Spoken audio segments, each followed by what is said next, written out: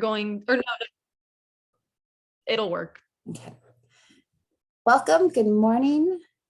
My name is Kelly Streck. I'm the Community Engagement Director of Spark the Change Colorado. And we have Gabby Ewell here as well, who is the Program's Administrative Assistant for Spark the Change Colorado as well. And if you have any questions about these volunteer opportunities, you can email either of us and we will happily answer your questions. I'm Kay Streck, STRECK at sparkthechangecolorado.org, and Gabby is G Ewell, EWELL at sparkthechangecolorado.org as well. Hey, we're starting at the very beginning. We are on the homepage of Spark the Change Colorado, and you go to log in up here in the right-hand corner and log in with your organization profile. This will take us to the partner portal.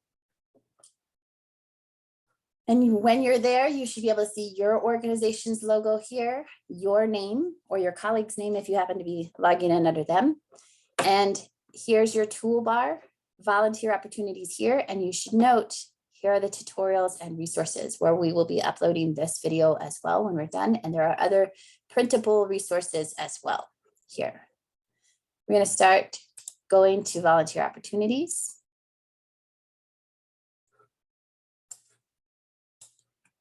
You can see Spark the Change. These are all of our active opportunities here. We've got a few pages of them. Important to note this posting status bar. If you don't see an opportunity that you've just posted up here, check out this bar and see why you don't see it. It may be that it's submitted for approval and you can look at the opportunities here. It may be the date and time has already passed, or you submitted it yesterday, but it was, or a week ago and the date and time has passed. So either this is not published, there are no upcoming active occurrences or shifts, or this has been archived. Please contact your system administrator, which is us. So if you don't see an opportunity, you can look in these areas. We don't ever delete opportunities, which is actually a benefit for you. So you can see what you've done in the past and you can copy and paste information if need be, or see what didn't work, what didn't get any responses. We're going to go to create opportunity up here, the big blue button.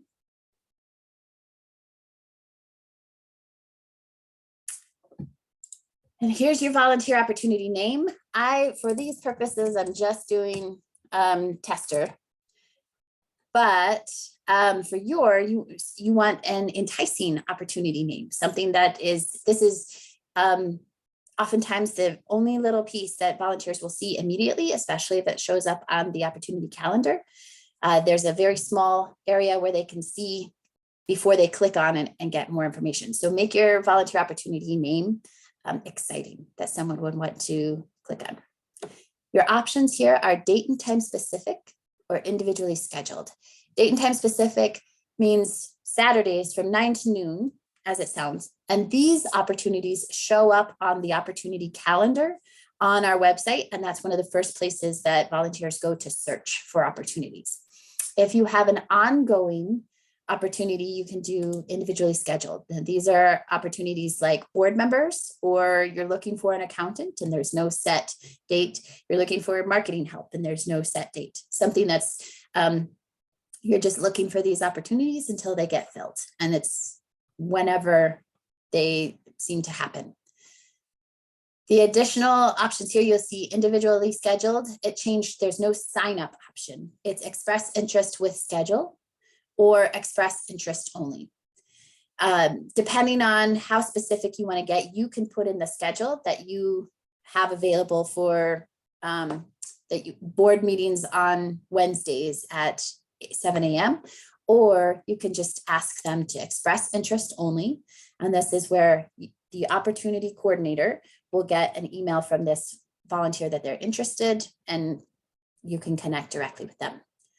For date and time specific, the options are sign up directly. You've put all the information in there. All you need for them to do is sign up and they're good to go. Or express interest again as well.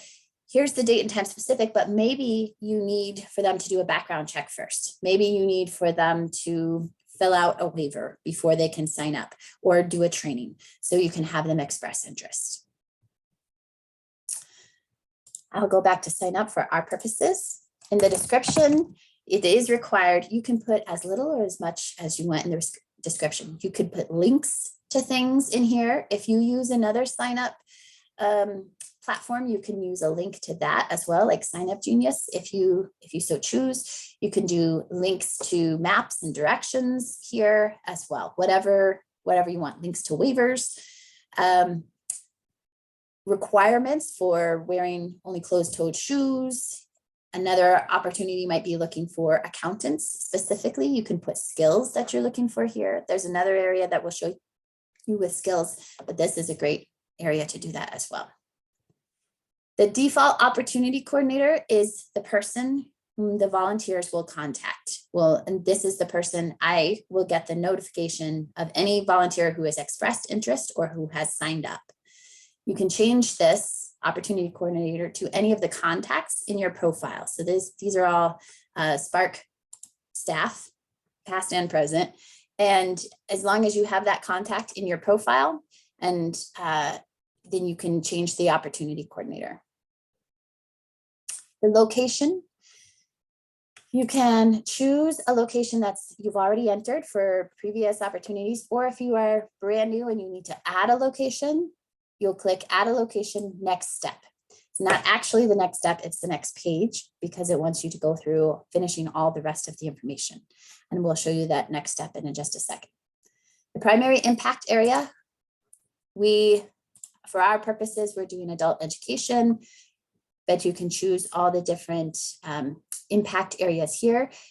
All of this information following is to help volunteers search for your opportunities. So the more that you put, this is required, but if you add population served, who are you serving? Again, all of this information will just help the volunteers find you faster.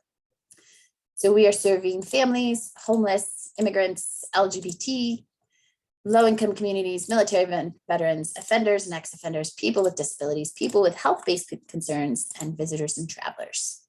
Sadly, no animals today. The age group served, it defaults to all ages, but if our opportunity is specific to adults, we can click both adults and seniors. Other opportunities may be we're serving children, we're working with children, or everybody. The volunteer activity type, what are we doing? Administrative support, building construction. Again, this part is not required, but the more that you put in, the easier it is for people to search. Minimum age is defaults to 18 and 18 with adult, meaning that no children can attend this particular opportunity as it automates right here. If we want to change it to 14 and 14 or 13 with adults, there you go. Or you can change it to 45, whatever your requirements are. How many volunteers do you need? Are you looking for one specific volunteer for this opportunity? Are you looking for 50? Do you have room for 100 or 100 over the course of the shifts that you intend to publish? I'm going to look for 14 volunteers. Is this suitable for groups? Is opportunity, can you allow court ordered? And you can put which kind of court ordered volunteers you can take in the description as well, and RSVP seniors. Again, checking any or all of these boxes will help with the search for volunteers. We have saved searches that volunteers can go to that will automatically pull your opportunities into those lists if you've clicked any or all of these groups. You are a project, most likely. Projects are volunteer opportunities. Activity is referred to trainings or orientations. This is important to note this because if you are date and time specific, on the opportunity calendar, it shows up color-coded for the volunteers. They are typically looking for the color-coded blue projects. And if you have clicked activity and it's an actual volunteer opportunity and not a training, it shows up as orange and the volunteers will likely scan right over it because the calendar says that it's orange is a training or an orientation. And so they're not looking for that. So you want to make sure that your opportunity is a project unless it really is an orientation or a training. Is it a disaster opportunity? You want to choose emergency preparedness, disaster response and recovery, or not disaster related, or you could just leave it blank if it's none of the above. What's the program area? This is if you are part of COVOAD for disaster recovery. If this is available for VIP 55, which is another senior group, and again, a saved search, and those seniors are able to find your opportunity faster. Is it part of Colorado Response, which again is disaster recovery? If none of those, you can just leave it blank. The registration start day, you could do this anytime. I'm choosing to do it today. It is not usually a volunteer event that's internal to Spark the Change Colorado, so we would contact you if yours was a volunteer event. It is not for the majority of opportunities. Do you require background checks? And if so, would you like to use the free to you Sterling Volunteers integrated background checks? You can choose level 1, 2, and 3. You can find out what each of these levels are on our nonprofits tab under background checks, and it lets you know what all is involved in each of the levels, as well as the price. The price goes to the volunteer. The volunteer does pay for the background check. You can choose to reimburse them or pay for half, however you would like to do it. Unfortunately, we can't change who pays for it, customizing to each organization. So at the moment, it is set for the volunteers to pay. If you don't want to use the background check, you can just leave it blank here. If you do select background check, when a volunteer selects your opportunity and they go to sign up, it will stop them in the process until they have and prompt them to complete the background check. And you won't get notification of that volunteer's interest until they have completed the background check and the results are positive. Is your opportunity suitable for volunteers with the following disabilities? You can click any or all of them. Again, helps with the searches. Now we're choosing next at the end of the page, and this will take us to the page for the location. You can choose to create a virtual location if you would like. It does require you to put in an actual street address. The volunteers don't see that, however, and it's just for the system's information. All the volunteer will see that this is virtual and remote.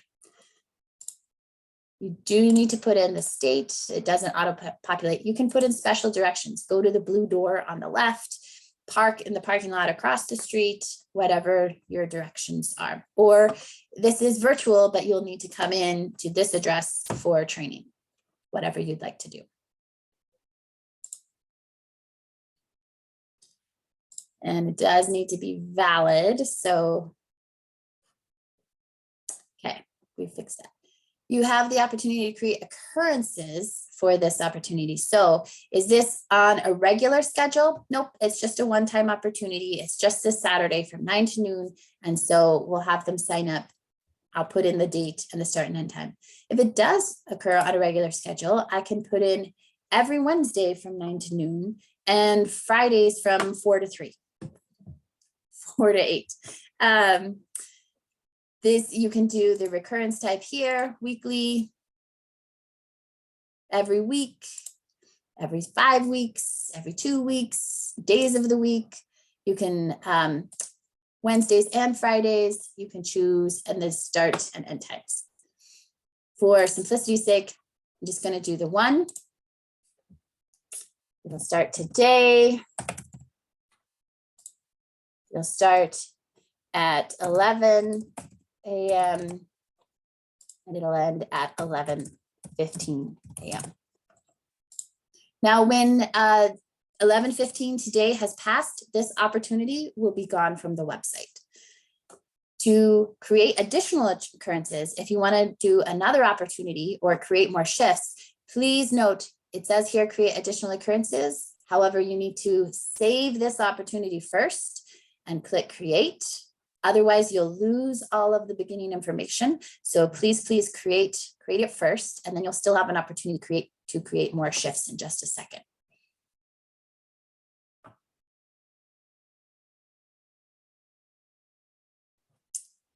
So here, you can see the volunteer opportunity. You can see the all of the information that we've inputted here. And connections are your volunteers. This is where they will show up here. And occurrences are your shifts. So you can see the one that we inputted here. Now we can add a new occurrence if we want to add more shifts. And it looks about the same as the other one. We can also change the attendance for each occurrence. So if the first one we needed 14, for the second one we need 50, we can change that as well. And you can have a different opportunity coordinator for each shift if you would like, or you can have them all the same. You can also change the location for each shift if you have different sites. You'll want to do this on the front hand as much as you know, because although you can edit this, it is a little bit of a pain to go in and edit each one, especially if you've set them up for recurring. You'll want to know if you're going to change locations or opportunity coordinators from the get-go as much as you can. Again, like I said, you can edit the opportunities here, the shifts, the occurrences, the little tiny edit button there will allow you to edit the date, the start time and end time, the attendance, opportunity coordinator, and the location. If you want to edit any of the other information that shows up on this opportunity, you start at the top, and this will let you edit the basic logistics. Maybe you want to change the name, the default opportunity coordinator for the whole opportunity, anything in the description, you want to add something or take something out, and all of this general information you can change. Also note, after you have posted your opportunity, you can come down here to skills and you can add a skill. If you are looking for a specific disaster related skills or accounting skills, you can add those skills here. There is a very long list of very specific skills, from bartending to advocacy, capital campaign, controller, court knowledge, database, dance. It's a very long list and you can choose which skills you would like. Note that if you add the skills, it will weed out the volunteers who don't already have those skills selected in their personal profile. They won't be able to sign up unless they have those skills selected as well. So if you would like skills, you can either, and you really truly must have them required, you can select them. And then I recommend also notating that in your description that you require these skills, and let volunteers know that if they have the skill, but they're not notated in their personal profile, to go back and add the skills so that they can sign up for this opportunity. Or if it's express interest only, they can let you know that they have the skills as well in that opportunity. You can also see the volunteer opportunity on the public site here and see how it shows up to the volunteers. Here will be the description and everything that you include, including a link to another sign up if you would choose. And here's what the volunteer sees as far as information that they're looking for, who you're serving, any requirements, what the activity type is. Here's your volunteer limit and how many are remaining. And this does count down, so you can see how many volunteers have signed up or not at a glance here before going into the profile and seeing the actual volunteers. This is the opportunity leader coordinator. So anytime a volunteer wants to sign up, they will contact me. If it's on express interest only, if it's on sign up, it will just go automatically. And this is our basic volunteer opportunity. Please let us know if you have any questions. Again, Kelly Streck at ksstreck@sparkthechangecolorado.org or Gabby Ewell at gewell@sparkthechangecolorado.org. Thank you.